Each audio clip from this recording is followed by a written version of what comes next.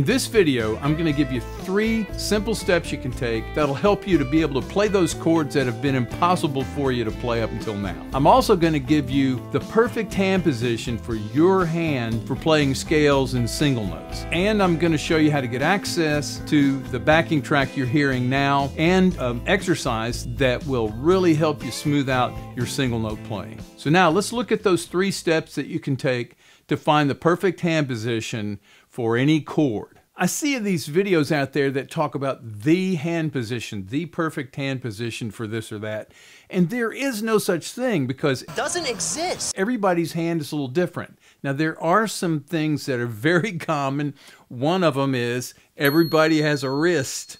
But there are big hands, fat hands, there are little skinny hands, long fingers, short fingers. But there are some things that will make it really simple. So let's go. Hold your guitar away, bend your elbow, bring in your hand up, keeping your wrist straight, but kind of loose like this. Rotate your wrist slightly counterclockwise so your palm is almost facing up. Now pull your thumb back just enough to slide your guitar neck in between it and your fingers so that the pad of your thumb rests against the back of the neck.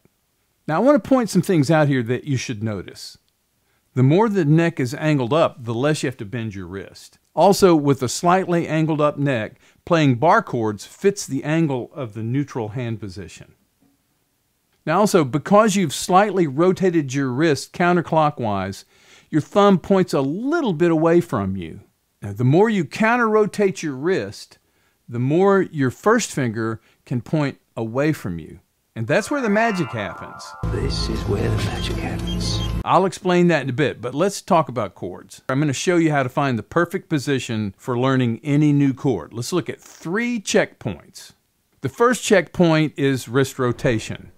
If a chord involves multiple fingers in the same fret, you don't have to counter-rotate your wrist. On the other hand, if a chord involves a reach of 3 or more frets, you'll need to counter-rotate your wrist a little bit. Second checkpoint is thumb position. And here's the rule. If you're not counter-rotating your wrist, you can just let your thumb fall where it feels natural. But if you are counter-rotating your wrist, you want to favor supporting the smaller fingers with your thumb. I'll demonstrate this in a minute. The third checkpoint is the order in which you place your fingers. You need to resist the temptation to always start with your first finger. Sometimes changing the order will mean the difference between being able to play a chord or not be able to play a chord. And in a minute, I'm going to give you a couple of real challenges that will test this. Let's talk about the bane of the beginner guitar player's existence, and that is the F chord. This is very difficult. Come on, it's easy. Okay, checkpoint number 1, wrist rotation. You have a reach of 3 or more frets, so you do need to counter-rotate your wrist a little bit. Checkpoint 2, thumb position. So since you have to counter-rotate your wrist, thumb placement needs to be adjusted inward just a little bit to support these fingers. So you're wanting to support these 2 fingers more than the first finger anytime you counter-rotate. In addition to that, with this counter-rotation, you're going to reach backwards with your first finger just a little bit. Checkpoint number 3, finger placement order. In this case, I would start by placing the second and the third fingers first, and then reach back with your first finger. And here's a little bonus tip. The pad of your finger, the pad here, is the softer part. On the outer edge is a little bit less soft. It's a little less cushy. The more you turn your finger, playing that F chord, you kind of, as you counter-rotate, you can use the thumb as a little bit of a fulcrum where you're basically pressing here and pulling in like this, and that rotates your first finger back a little bit. It gives you a little less cushy surface to have to deal with. And that means you won't have to apply as much pressure against the strings to get those 2 strings pushed down. Now for a real challenge. Now this awesome chord is an A minor 9.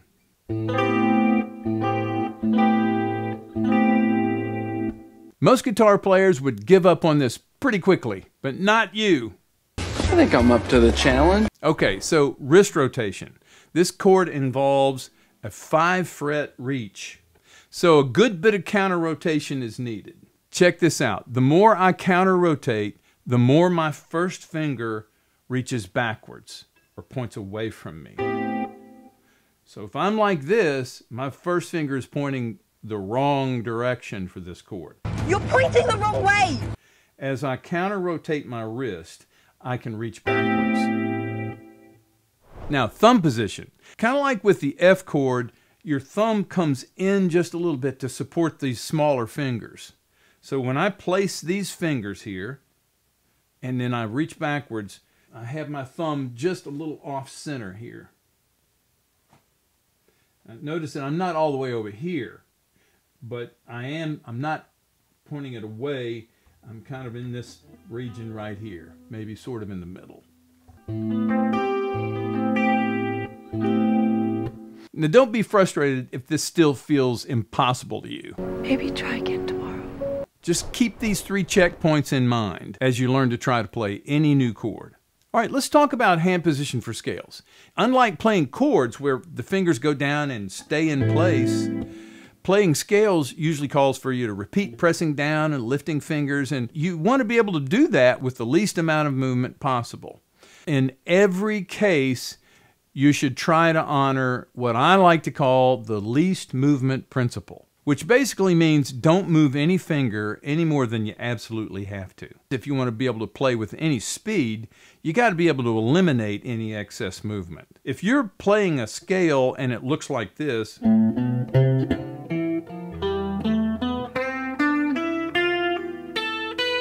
then you'll never get any speed at all.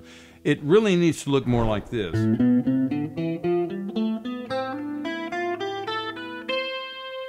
Counter rotate enough to be able to easily reach up to the note under your somewhat curved 4th finger on the 6th string right here without having to move your hand. And then you sort of close them up as you get down here.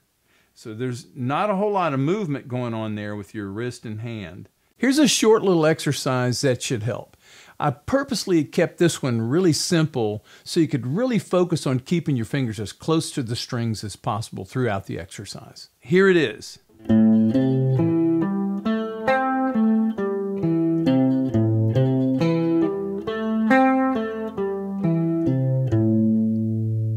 Play this exercise focusing on keeping all your fingers as close to the strings as possible, including your 4th finger. Now, so far, we've only talked about a 4-fret reach when playing single notes. But in the opening video where I was soloing over that backing track, I never reached more than 3 frets at a time. And by the way, I'm going to show you how to get access to several versions of that backing track in various keys in a minute. But watch this little clip again and notice that I never reached more than 3 frets through the entire thing.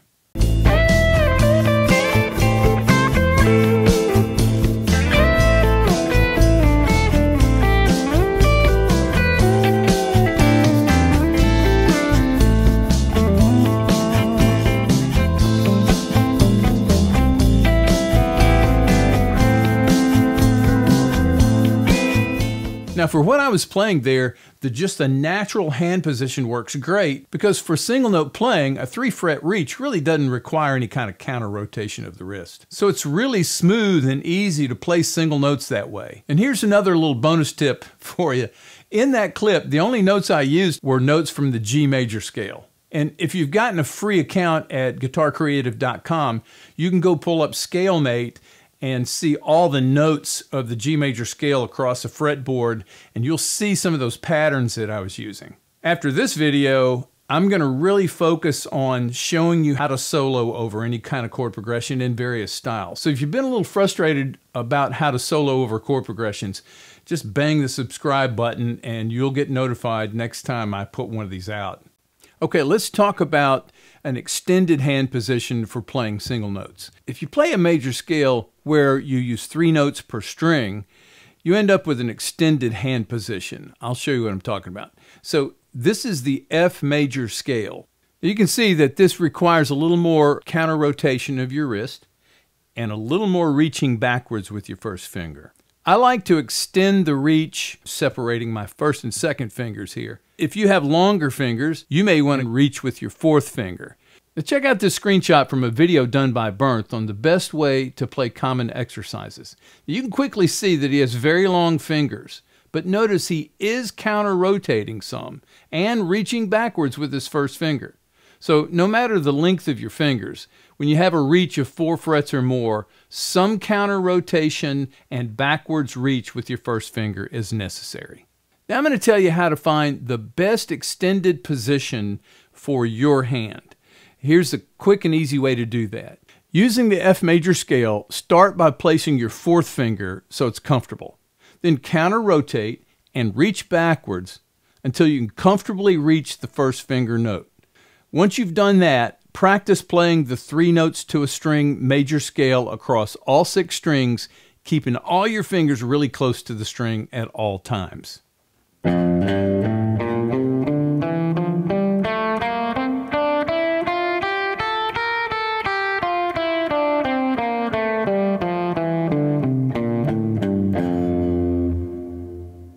Now, here's an exercise using the extended reach F major scale played over the same track I used earlier, but instead of an A minor track, I used the G minor version.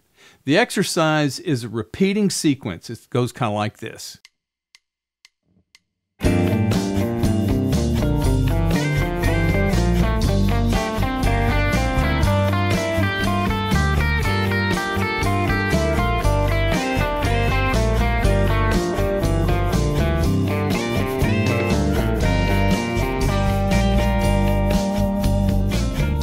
If you don't have a guitarcreative.com account yet, Shame on you!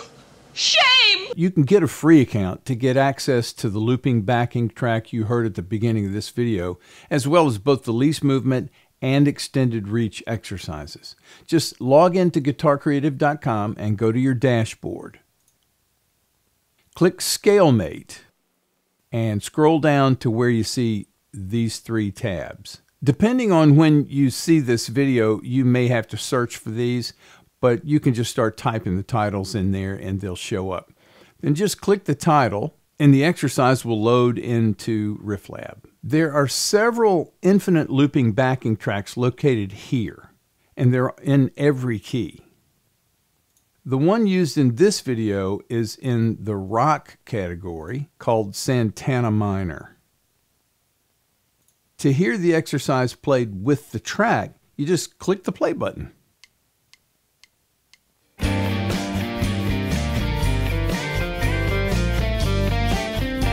You can also vary the speed of the exercise by using any of these speed options here. If you want to just hear the track and it'll just loop forever, just click track right here and play.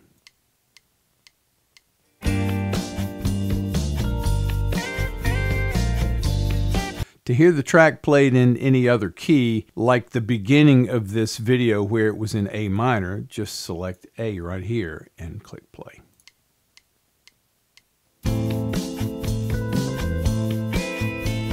Hey, I hope this has helped you find your best hand position in any circumstance. If you want to learn more about Riff Lab and how it works, check out this playlist. So I'll see you in the next lesson.